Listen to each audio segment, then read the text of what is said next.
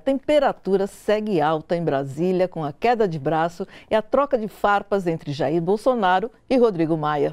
Pois é, ontem Bolsonaro afirmou que o presidente da Câmara estaria abalado por questões pessoais, sem citar a recente prisão do ex-ministro Moreira Franco, que é sogro de Rodrigo Maia. O deputado respondeu dizendo que estava na hora de Bolsonaro parar de brincar de presidir o país. A alteração dos humores, que deriva da falta da articulação política para colocar em votação a reforma da Previdência, deixou também o mercado nervoso.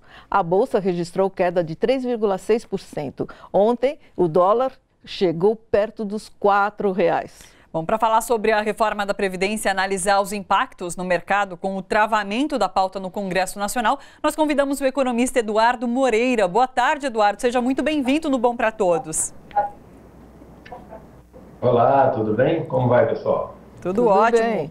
Fala pra gente, o que dá para sentir nesse momento? Inclusive, você esteve no Senado nessa semana para falar sobre reforma. O que está acontecendo? Tem essa insatisfação do mercado? Tem muita divergência sobre o que está sendo discutido na reforma? O que você está sentindo em relação a esse clima?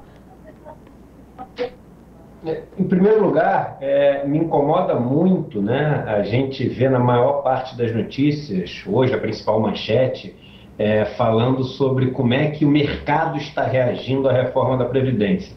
Eu acho que isso é uma coisa absolutamente desumana, né? A gente pegar e olhar o que é o melhor para a Bolsa, o que é o melhor para o dólar, o que é o melhor para os juros, falando de um tema que diz respeito a 200 milhões de brasileiros, um tema que diz respeito a pessoas que não tem nenhuma outra fonte de renda, ou porque tem algum tipo de deficiência, ou porque tem umidade que não permite que eles trabalhem mais, ou simplesmente por causa das condições de empregabilidade que a gente tem no Brasil de hoje. Então, quando a gente fica meio que refém do mercado numa situação dessa, isso mostra que está tudo absolutamente errado.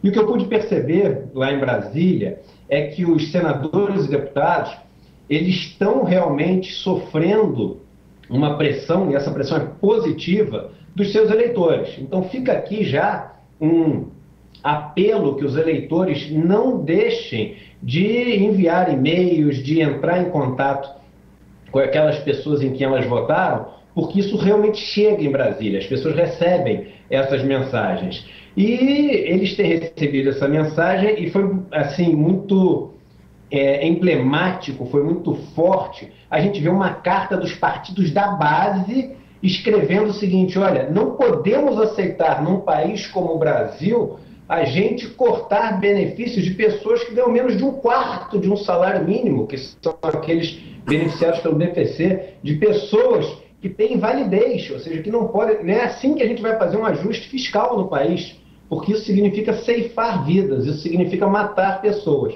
Então, existe assim um desalinhamento muito grande dessa visão absolutamente fiscalista, essa visão de querer economizar $1 trilhão a qualquer custo da equipe econômica do governo e do momento social pelo qual passa o país. Isso gera uma incerteza muito grande. Toda vez que você gera incerteza, isso traz volatilidade para os mercados e traz esse ruído aí que a gente está vendo no noticiário. Deixa eu fazer uma perguntinha para o Eduardo, por favor. Você acredita que existe a possibilidade da troca desse projeto que está lá de reforma pela do Temer?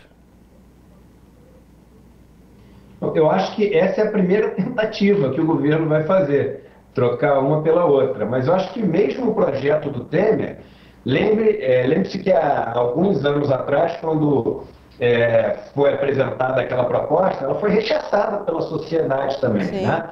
Sim. Eu acho que a gente tem que entender quais as condições que a gente vive hoje em dia. Então, quando a gente pega e vê tanto na reforma do Temer como nessa, o aumento de idade para trabalhadora rural. Quem fala isso nunca visitou um trabalhador rural, nunca entrou na casa de uma família que vive da lavoura, entendeu? Ele não sabe que tem um motivo para a mulher ter uma idade de aposentadoria menor do que a do homem. E qual é o motivo? O motivo é para desfazer uma injustiça que acontece da mulher ter muitas horas de trabalho não remuneradas ao longo da vida. Se você for pegar todas as mulheres do mundo e ver as horas de trabalho não remuneradas que ela se dedica à sociedade, por quê? Cuidando dos filhos, cuidando da casa, educando crianças, etc., isso dá um valor assim que seria muitas vezes maior do que a maior empresa do mundo. Então eu estava falando o seguinte, que a Previdência Social ela vem para desfazer uma injustiça que é cometida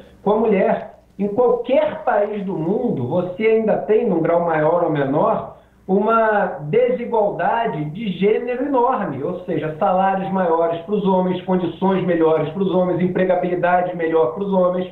E aí vem a Previdência Social e tenta desfazer essa injustiça. A Previdência Social, gente, ela não é um fundo de investimento. Ela não deve ser tratada como uma conta matemática de quanto você investiu, quanto você vai retirar. Para isso existem os fundos de investimento. Ela é um seguro social. Ela é uma rede de proteção que existe na sociedade, principalmente, além de garantir as condições mínimas que as pessoas devem ter, segundo a Declaração de Direitos Humanos, principalmente para desfazer injustiças que a sociedade capitalista comete. Sim. Eduardo, muito obrigada pelas explicações, muito obrigada pela sua participação aqui no Bom para Todos. Um abraço, até mais. Obrigada. Um abraço para você. Gente, bora fortalecer a TVT? É só clicar em inscrever-se e depois clicar no sininho. Pronto! Assim que pintar notícia nova, você fica sabendo no ato.